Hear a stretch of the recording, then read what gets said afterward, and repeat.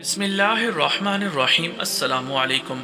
جمعرات کی رات کا درود پاک کا وظیفہ بعض بزرگوں سے منقول ہے، جو شخص ہر شب جمعہ یعنی جمعہ اور جمعرات کی درمیانی رات اس درود پاک کو پابندی سے کم از کم ایک مرتبہ پڑھے۔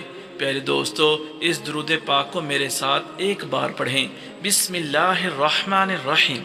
اللہم صلی وسلم وبارک علی سیدنا محمد النبی الأمی الحبیب العالی القدر العظیم الجاہ وعلی آلہ وصحبہ وسلم۔ یعنی جو شخص ہر جمعرات کی درمیانی رات اس درود پاک کو پڑھے گا، وہ موت کے وقت سرکار مدینہ صلی اللہ تعالی علیہ وآلہ وسلم کی زیارت کرے گا، اور قبر میں داخل ہوتے وقت بھی یہاں تک کہ وہ دیکھے گا کہ سرکار مدینہ صلی اللہ تعالی علیہ وآلہ وسلم اسے قبر میں اپنے رحمت بھرے ہاتھوں سے اتار رہے ہیں۔